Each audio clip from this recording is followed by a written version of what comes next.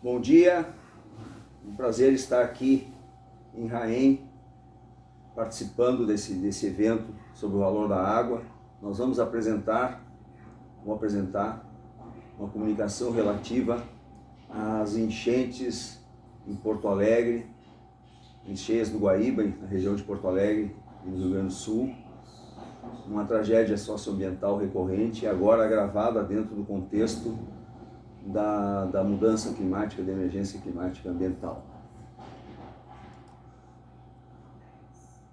A grande cheia de maio de 2024 no Rio Grande do Sul. Nas bacias hidrográficas do Rio Jacuí, Lago Guaíba, 800 milímetros em 5 dias, e na Laguna dos Patos, que faz a ligação desta com o mar no sul do estado. 15 mil quilômetros quadrados de planícies ribeirinhas inundadas, 184 mortes e 27 pessoas desaparecidas, 880 mil pessoas desabrigadas, grandes danos econômicos, destruição de infraestruturas, perda de colheitas, danos patrimoniais, um grande trauma coletivo, comparável à grande cheia de maio de 1941, porém sobre um estado, uma região muito mais populosa e urbanizada e, repetindo, já no contexto da mudança climática global. O que a gente vê aqui são duas imagens de satélite na situação normal na região, e durante a enchente se pode ver o nível de inundação dessas planícies e a passagem dessa grande pluma de água da enchente na parte norte da bacia da Lagoa dos Patos. Aspectos que serão abordados: contexto geográfico e histórico das cheias em Porto Alegre, o sistema de proteção contra cheias, as premissas adotadas e a descrição, o sistema de drenagem pluvial de Porto Alegre, a cidade e a região frente às cheias, ou seja, visões, expectativas e narrativas em disputa sobre as enchentes, sobre o sistema de proteção e sobre a orla do Guaíba na cidade de Porto Alegre. Os sistemas de proteção em si, a gestão, os investimentos, atualização tecnológica, desempenho e falhas. O aspecto mais fundamental talvez seja a distribuição desigual dos efeitos das cheias e alagamentos. A questão da justiça, na realidade injustiça ambiental e do racismo ambiental, e reflexões sobre o cenário futuro frente à mudança climática global. Contexto geográfico e histórico das cheias em Porto Alegre. A bacia do Jacuí-Guaíba representa 30% do território, 2/3 da população, 90% do produto interno bruto. A região metropolitana de Porto Alegre são 4 milhões de habitantes. Lembrar, com essa configuração geográfica, já os indígenas, a população, o povo originário Tupi-Guarani, o nome Guaíba, que significa no seio das águas, e é realmente um ponto de confluência de vários rios que sobem das regiões serranas e um pouco da planície.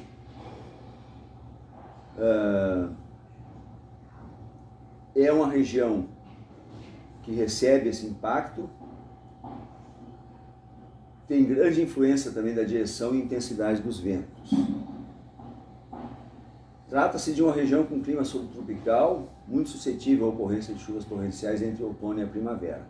Encontro das frentes frias dos Andes e da Antártida com a umidade da Amazônia e do Oceano Atlântico, nas cabeceiras serranas dos rios da bacia. Com seus efeitos agravados no momento presente e em cenários futuros, pela maior urbanização, pelo desmatamento das margens e pelos efeitos locais e regionais do aquecimento global. Aqui a gente pode ver os fatores que concorreram para essa grande catástrofe ambiental. A umidade originada do Atlântico foi levada pelos ventos alísios continente adentro, agregando-se a umidade da floresta amazônica. Os ventos conduziram na Parasul, onde se formou um corredor de umidade entre uma frente fria que veio do oceano e um centro de alta pressão que ficou estacionado na região sudeste do Brasil, ocasionando essa precipitação de 800 milímetros em poucos dias. Contexto histórico, a gente pode ver que as cheias são recorrentes, existem registros desde ainda do período colonial, mas mais recentemente, várias cheias em que o nível a cota do Guaíba junto à área portuária alcançou, superou os 3 metros, sendo entre todas essas a mais intensa até 2024 foi a que ocorreu em abril e maio de 1941, onde se chegou a 4,75 metros, que os cálculos hidrogeológicos estimavam como um tempo de recorrência, ou seja, de repetição, de 370 anos. Aqui a gente tem as imagens da cheia de 41 no centro histórico de Porto Alegre. Acima, a enchente de 1928, registrada na época, e a de 1967, que foi o evento que, um quarto de século depois da enchente de 41, levou a decisão, desencadeou a decisão, junto com um contexto político e econômico também favorável, à construção do sistema de proteção contra cheias de Porto Alegre, que já foi estudado logo depois da enchente de 41. Alternativas estudadas naquele momento. Bom, aqui a gente vê a extensão da área inundada sobre Porto Alegre em 1941. A cidade era muito menor do que é hoje, e a região metropolitana também, mas boa parte do centro histórico, da região baixa ali do hoje chamado Arroio Dilúvio, áreas costeiras e boa parte da zona norte da cidade, inclusive que era uma área de vocação mais industrial, já era no momento, incluindo a região do aeroporto. Foram estudadas algumas alternativas que foram descartadas. Uma delas era a ligação do rio Jacuí direto com o mar, fazendo um canal ligando, invertendo o curso do rio Gravataí. O outro era a extensão do sistema de diques por uma parte das ilhas que ficam em frente à cidade de Porto Alegre, no delta do rio Jacuí. Foram descartadas por alto custo econômico e, no caso da ligação com o rio Gravataí, também por impactos ambientais. Sistema de proteção contra cheias em Porto Alegre. Em contexto de implantação e premissas de projeto. Ocorreu o sistema de implantação só nos anos 70, durante a época da ditadura civil-militar de 64 a 85, sob o impulso da enchente de 1967, que a cota superou os 3 metros. Como foi feito então? Um sistema de diques e pôlderes, que são diques internos, e a cortina de proteção no centro histórico, que é o Muro da Mauá, com uma cota de 6 metros, uma folga de mais ou menos 1,3 metros em relação ao nível atingido na enchente de 41.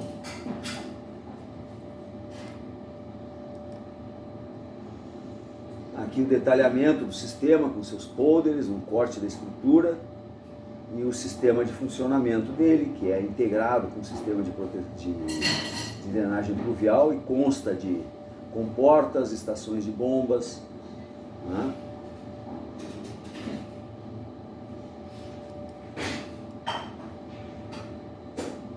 E um dos pontos, talvez o mais polêmico do sistema de proteção contra cheias de Porto Alegre, que é a cortina de proteção na área do antigo Cais do Porto, Cais Mauá, no centro histórico de Porto Alegre.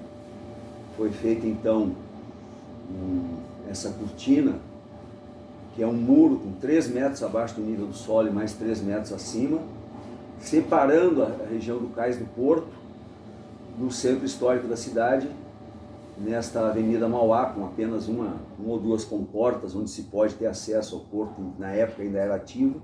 A gente pode ver ali em cima como era o contato, isso é nos anos 40 até 50, como era o contato mais direto da população com o Lago Guaíba e o seu porto, que se perdeu de certa maneira.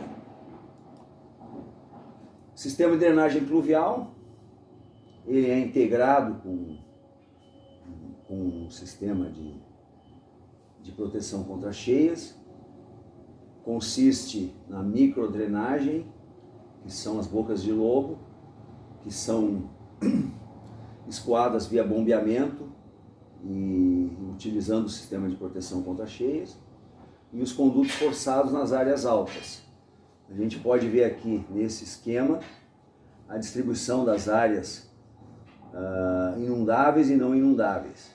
Inundáveis protegidas, teoricamente protegidas, boa parte do centro histórico e da zona norte da cidade, ainda uma parte ao sul do centro histórico. As não protegidas são nas áreas de praias do Lago Guaíba, e as áreas não inundáveis, que é a maior parte da cidade.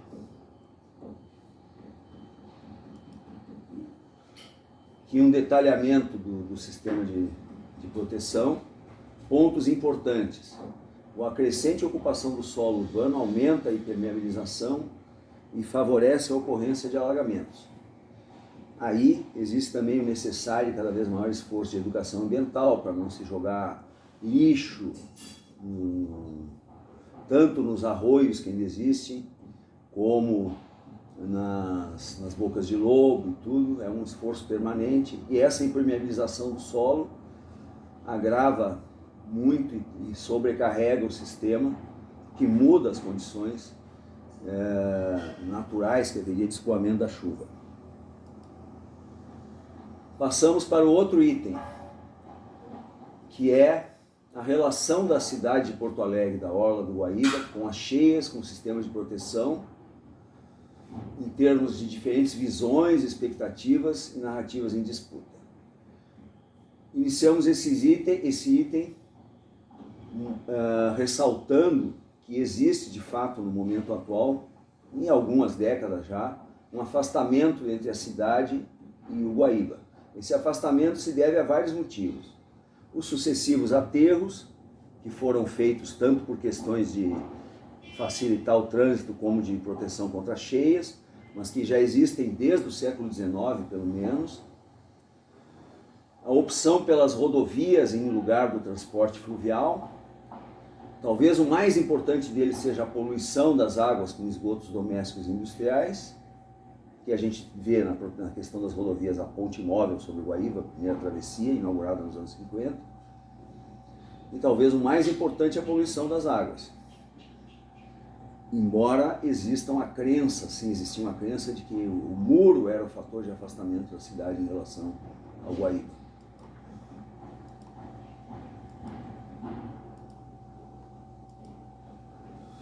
Cheia, sistema de proteção, continuando.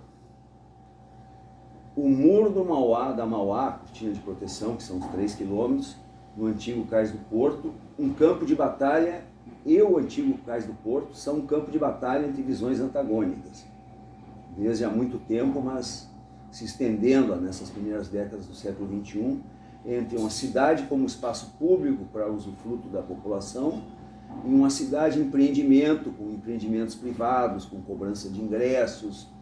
Ali se tem no canto superior direito um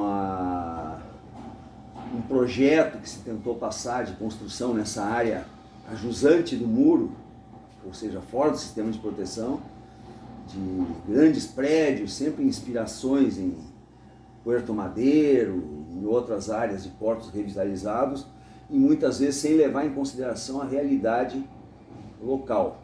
Por outro lado, o muro foi implantado num contexto de ditadura militar, foi uma imposição top-down e se tornou muito impopular, muito questionado. Aqui um dos autores que escreveu sobre a enchente de 41 teve essa ideia bem significativa de colocá-lo como, defini-lo como uma espécie de apartheid urbano, Rafael Guimarães. Bom, a revitalização da Orla do Guaíba, que ocorreu recentemente, dos trechos do antigo Cais do Porto em direção à zona sul da cidade, utilizando áreas que foram aterradas junto ao lago, ela se deu como um compromisso. Nem uma natureza intocada, a gente pode ver aqui, são parques, tem algum concreto, e nem nenhum tipo de mega empreendimento, como grandes prédios. A gente pode ver aqui uma situação anterior de abandono, degradação, situação atual, mas o forte impacto das cheias nessa região aqui, junto ao Cais do Porto, durante as cheias, aqui já na área do parque, a antiga usina.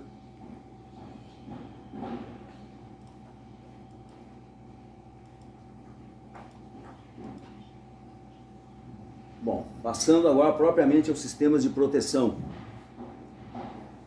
contra cheias e alagamentos. O sistema foi implantado, a gestão, os investimentos, manutenção, falhas. O sistema foi implantado pelo um órgão federal, Departamento Nacional de Obras de Saneamento, nos anos 70. A Prefeitura de Porto Alegre criou o Departamento de Esgotos Pluviais, o DEP, em 1973. O DEMAI, que trata do abastecimento de água e do esgotamento sanitário, foi criado nos anos 60. O DNOS foi extinto em 90 com a gestão do Sistema de Proteção contra Cheias sendo repassado ao DEP, órgão municipal. E já em 2017, a Prefeitura de Porto Alegre extinguiu o DEP, passando as suas atribuições ao DEMAI. Esse é o quadro geral. Sistema de proteção contra cheias e alagamentos. Vamos à parte da redução de investimentos. Houve dois momentos aí. Um momento inicial, que talvez tenha tido a sua melhor fase durante o período da administração popular, ou seja, o governo de centro-esquerda, liderado pelo Partido dos Trabalhadores. Houve uma expansão do serviço de saneamento, incluindo a drenagem pluvial, que era priorizada dentro do mecanismo do orçamento participativo. A partir do início da década de 2000, houve uma piora da condição financeira do município de Porto Alegre e houve uma nova orientação política também de gestão municipal. Este orçamento participativo passou a, digamos assim, a encolher. Se reduziram tanto os investimentos quanto o número de demandas atendidas.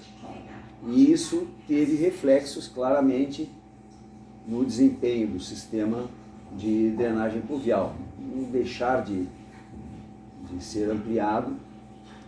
E nesse meio tempo também pouca atenção foi dada ao sistema de proteção contra cheias. Aqui a gente tem algumas tabelas que mostram um estudo que foi feito em 2015 pela Prefeitura de Porto Alegre.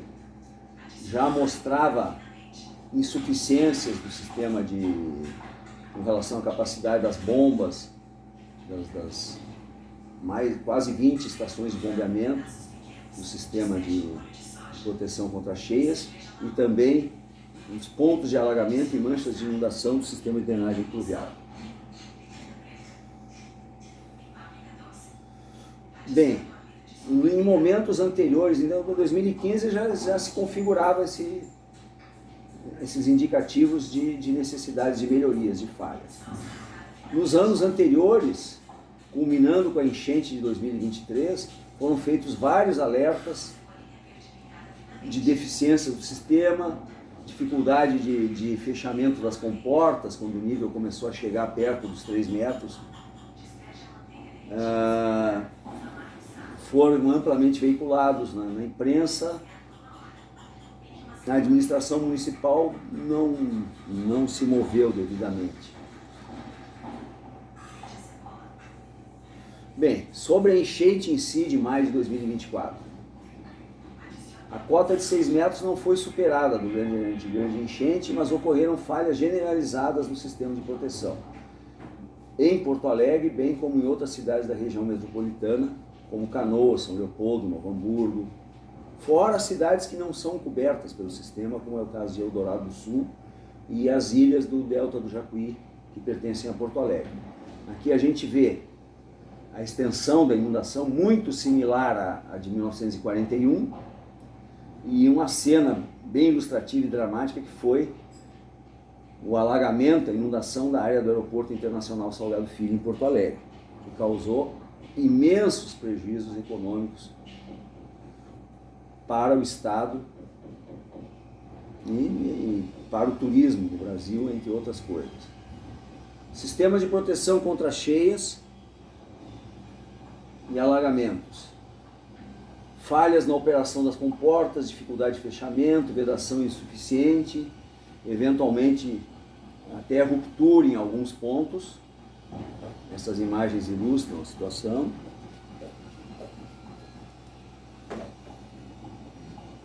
Falhas nas casas de bombas. A maioria das casas de bombas foram inundadas por vazamentos em comportas. As comportas vazaram, a água entrou e forçou o desligamento dos motores elétricos das bombas e o sistema colapsando, então, em consequência. Bem, a sociedade civil se mobilizou na remediação das consequências, da ação solidária, mas a ação pública, além de reativa, foi deficiente. Pós-enchente em Porto Alegre, no estado do Rio Grande do Sul. Tivemos lições aprendidas? Ponto questionável. Em primeiro lugar, eleição municipal de Porto Alegre. As ações reativas do prefeito, Sebastião Melo, prevaleceram sobre as críticas às falhas do sistema de proteção contra cheias. O discurso do sistema que não foi projetado para esta enchente, o que não é rigorosamente verdadeiro, pelo contrário, prevaleceu sobre as evidências técnicas das falhas de gestão e manutenção e das responsabilidades do governo municipal.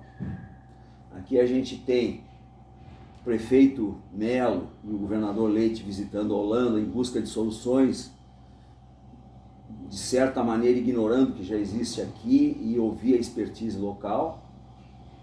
E aqui exemplos de políticas, tanto no centro de Porto Alegre como na área junto ao Guaíba, na área mais rural da cidade, são sistemáticas tentativas de ocupar regiões que não deveriam ser ocupadas, de desmatar áreas, piorando a questão de drenagem. Enfim, há um vislumbre de uma ideia assim, de terra arrasada que abre oportunismo para o capitalismo do desastre, que é, em vez de tentar remediar, prevenir, tentar dobrar a aposta, fazer mais investimento em cima, como aconteceu, por exemplo, em New Orleans depois do furacão Katrina. Agora, talvez o ponto principal de tudo, que é a distribuição desigual das consequências dos efeitos das enchentes sobre a população. A questão da justiça ambiental, inclusive do racismo ambiental. A gente começa aqui por esse trabalho que foi feito pelo Observatório das Metrópoles, o Núcleo de Porto Alegre, que é um centro indisciplinar de estudos ligados às universidades brasileiras, que mostra claramente, ele sobrepõe estas áreas alagadas, tanto no município de Porto Alegre, quanto na região metropolitana, na região do Vale dos Sinos, que é o eixo de maior população, sobrepõe as faixas de renda do censo de 2010, que era o último divulgado no momento, e também as faixas as declarações de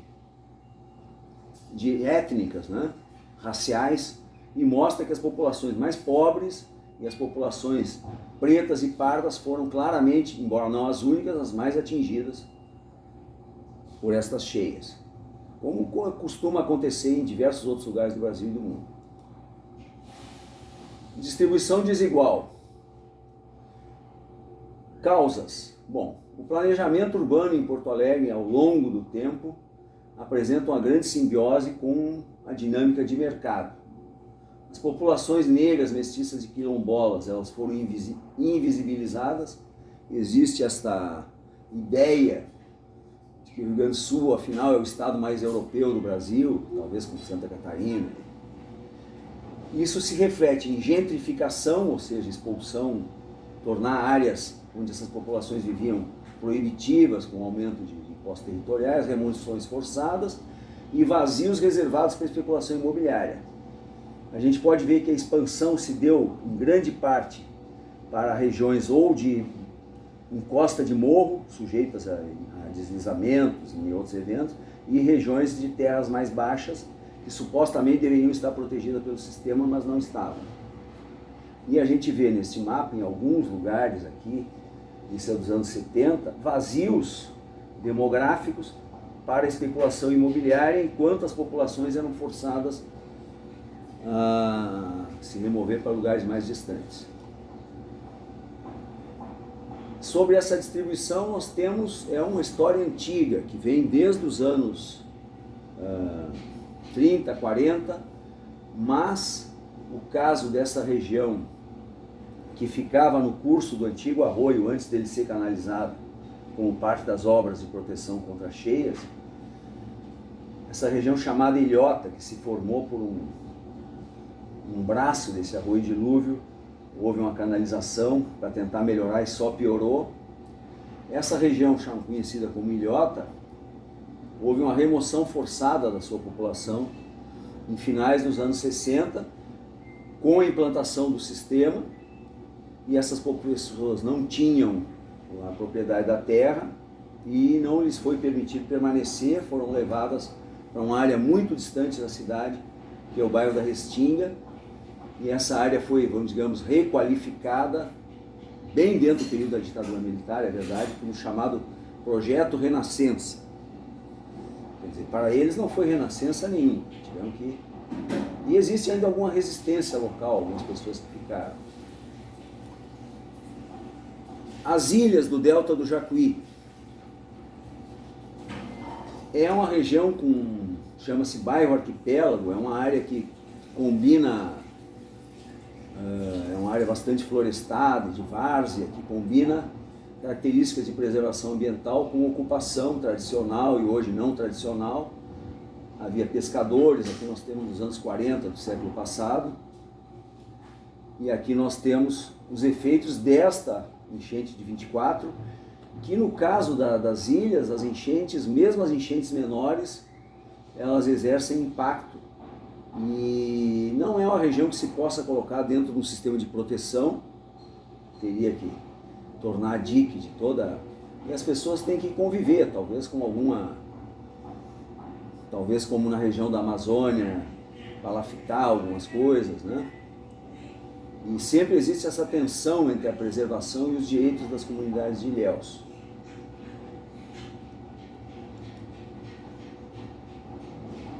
As áreas baixas próximas ao Guaíba e ao Rio Gravataí, na zona norte de Porto Alegre, todas supostamente dentro, que deveriam estar dentro do sistema de proteção, foram inundadas, incluindo o aeroporto e um dos grandes estádios, no caso do Grêmio, nos bairros Humaitá e Vila Farrapos. Foi uma tragédia e com efeitos ainda permanentes que ainda se mantém vários meses depois. Já era uma região que sofria com alagamentos por deficiências do sistema de drenagem pluvial e foi agravado grandemente nesse evento da cheia de 24. Algumas áreas centrais também foram atingidas. Aquela parte de terras de áreas baixas, também todas ao abrigo do sistema de proteção deveriam estar, junto ao centro histórico, tanto ao norte como a floresta, como ao sul, Menino Deus, Cidade Baixa, e o outro grande estádio, o maior estádio de Porto Alegre, o Beira-Rio do Internacional. Aqui a gente vê a água chegando nas ruas do centro histórico de Porto Alegre, na parte baixa, peixes que ainda estavam ali, depois que as águas refluíram, os efeitos sobre as populações, sobre os prédios no bairro do Menino Deus. Reflexões, para encerrar, reflexões sobre o cenário futuro frente à mudança climática global e seus impactos regionais. o processo de aquecimento do planeta já está se aproximando de um ponto de não retorno. Em 2024, a temperatura média da Terra, como foi amplamente divulgado, chegou a 1,64 graus acima da temperatura média do período anterior à Revolução Industrial. A análise da curva de elevação de temperatura média, combinada com a concentração de CO2 na atmosfera, indica com clareza, esses gráficos todos indicam com clareza a relação com a ação humana, no que alguns já caracterizam como o período do Antropoceno, ou, talvez com muito mais propriedade, como o Capitaloceno, porque não é simplesmente a ação humana, é a ação humana dentro do sistema capitalista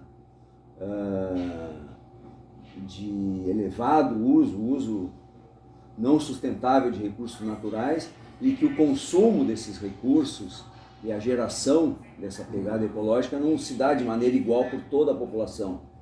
São os mais afluentes, ou dos países, da maior parte dos países mais afluentes, ou os mais ricos dos países periféricos, que são os principais responsáveis. Reflexões sobre o futuro, no cenário, no impacto regional. Embora a população, como foi dito antes, não tenha visto a questão das enchentes como uma ameaça, a não ser quando aconteceu agora em 24, já se delineava em função dessas mudanças, já era possível ver um aumento da frequência de cheias que superavam a cota chegavam muito perto da cota dos 3 metros nas últimas décadas em relação ao período anterior. E essa tendência vai se manter e se agravar.